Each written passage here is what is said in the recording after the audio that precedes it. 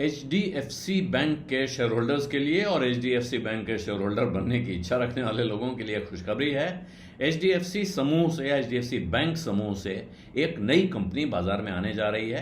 Company पुरानी है लेकिन अभी तक वो कैपिटल मार्केट में लिस्टेड नहीं है। अनलिस्टेड मार्केट में उसके शेयर दिखाई पड़ रहे हैं, लेकिन अब ऐसी खबर आई है सूत्रों के हवाले से कि इसी महीने उसका पब्लिक इशू 12,500 करोड़ रुपए का पब्लिक इशू आ सकता है और उसके साथ इसका वैल्यूएशन 62,000 करोड़ रुपए पर आंका जा रहा है। और अगर वो इसी महीने में लिस्ट हो जाती है, हालांकि ये पूरी खबर सूत्रों के भरोसे है। एक सूत्र ने कुछ बताया, दूसरे ने कुछ बताया, तीसरे ने कुछ बताया। 4 सूत्रों के हवाले से एक फाइनेंशियल पोर्टल ने, ये बिजनेस पोर्टल ने ये खबर निकाली है, लेकिन ये खबर सच्चाई के बहुत नज़दीक है क्योंकि रिजर्व बैंक ऑफ इंडिया के नियमों के तहत HDFC बैंक ग्रुप की कंपनी HDB फाइनेंशियल सर्विसेज को लिस्ट होने के लिए सितंबर 2025 तक का वक्त दिया गया था। तो 3 महीने बाकी हैं। इस 3 महीने के पहले वो शायद कोशिश कर रहे हैं कि 24 जून को उनका एंकर पोर्शन आ जाए और 25 से 27 जून तक ये पब्लिक इशू खुला रहेगा।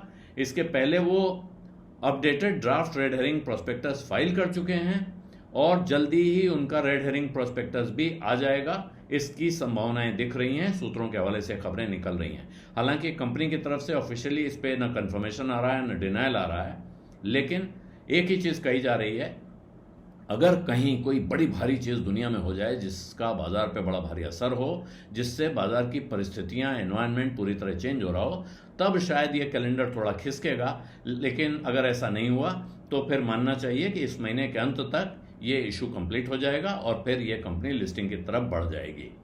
तो इसमें जो 12,500 करोड़ रुपए का पब्लिक इशू है, इसमें से 2,500 करोड़ रुपए के नए share HDB financial services issue करेगी, जिस पैसे का इस्तेमाल वो अपनी कैपिटल रिक्वायरमेंट के लिए, टियर 1 कैपिटल बढ़ाने के लिए और आगे कर्जा देने के लिए करेगी।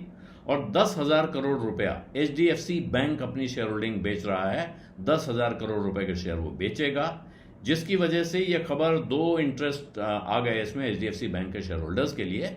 एक, 10,000 करोड़ रुपया कैश HDFC बैंक के पास आएगा ये होल्डिंग बेचने के बाद, और दूसरा HDFC समूह की पुरानी परंपरा है कि अपने शेयर होल्डर्स को वो अपने ग्रुप की कंपनीज में प्रेफरेंशियल अलॉटमेंट देते रहे हैं।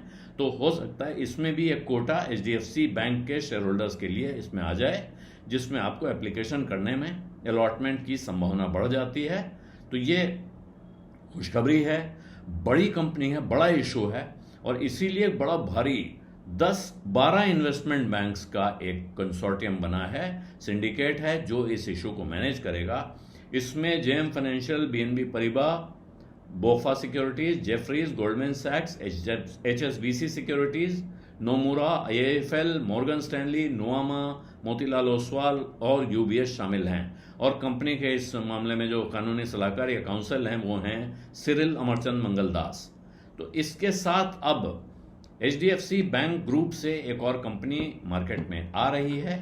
ये खासतौर पे उन लोगों के लिए इंटरेस्टिंग खबर हो सकती है जो फाइनेंशियल सर्विसेज में इन्वेस्टमेंट करना चाहते हैं। और दूसरा, HDB फाइनेंशियल सर्विसेज में बहुत सारे शेयर होल्डर्स, उसके एम्प्लॉयज या उन लोगों से शेयर खरीदने वाले लोग हैं जो अनलिस्टेड मार्केट में पिछले कुछ सालों में काफी एक्टिव रहा है ये शेयर।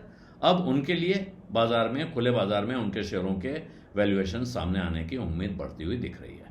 बीज अड्डा में आज इतना ही। इजाजत दीजिए। धन्यवाद। नमस्कार।